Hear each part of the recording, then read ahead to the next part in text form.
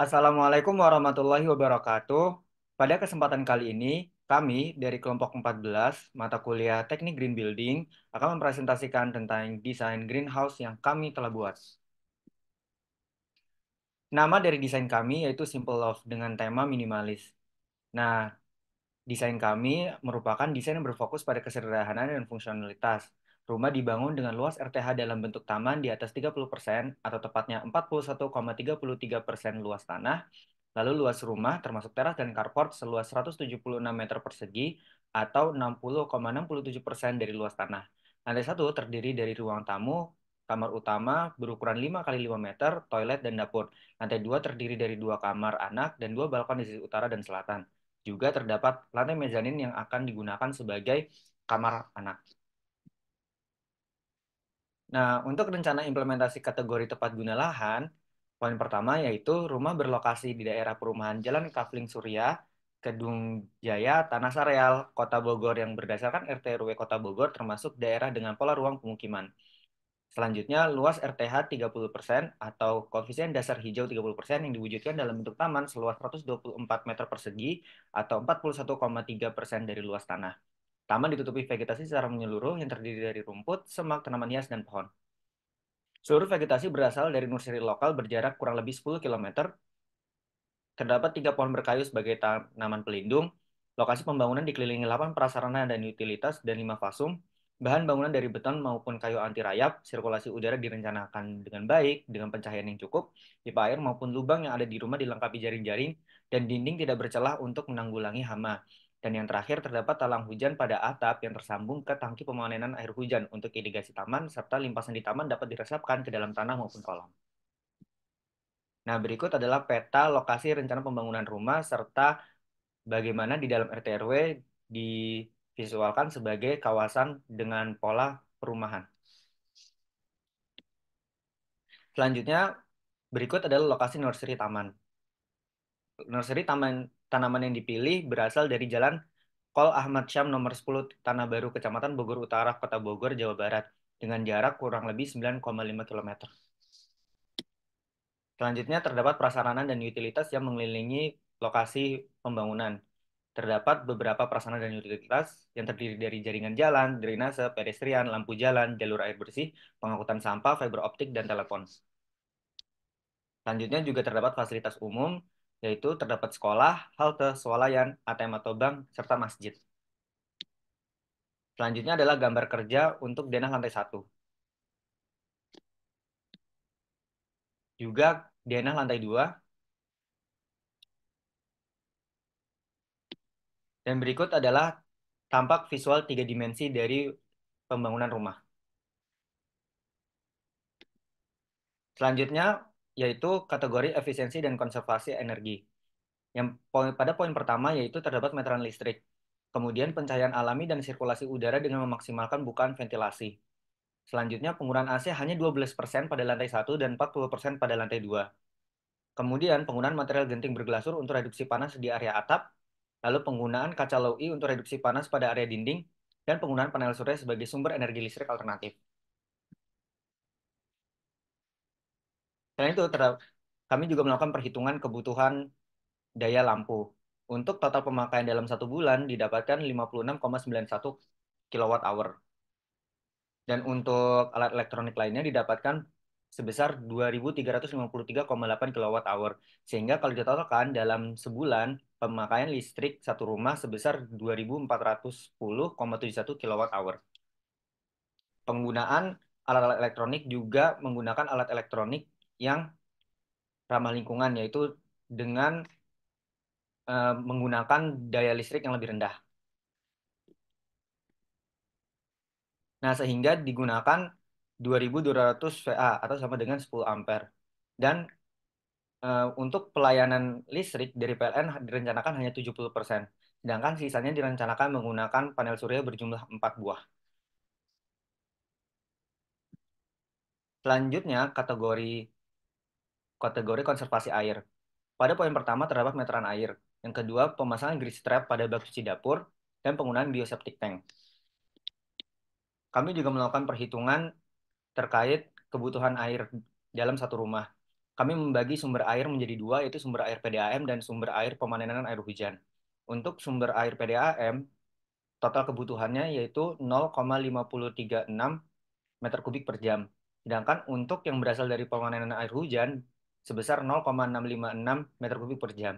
Sehingga debit kebutuhan total per hari yaitu 11,152 meter kubik per hari. Kami juga melakukan perencanaan untuk teknologi hemat air. Dapat dilihat pada slide bahwa terdapat 7 jenis teknologi hemat air. Sehingga untuk penggunaan perharinya yaitu 3,221 meter kubik per hari.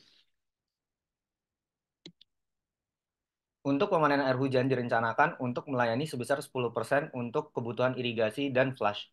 Didapatkan kebutuhan untuk 10% pelayanan tersebut sebesar 670,2 liter. Sehingga kami mendesain penampungan air hujan sebesar 0,7 meter kubik. Berikut adalah visualisasi pemanenan air hujan. Selanjutnya yaitu adalah penggunaan bioseptic tank. Bioseptic tank yang kami buat memiliki 5 ruang dengan 4 step pengolahan. Sehingga air yang dibuang ke saluran real perkotaan lebih ramah lingkungan. Kategori selanjutnya yaitu sumber dan daur material. Poin pertama yaitu menggunakan HFC atau HFO sebagai refrigeran AC. Kedua adalah material konstruksi utama, semen PCC, batu split, pasir, hebel, tulangan, daur ulang.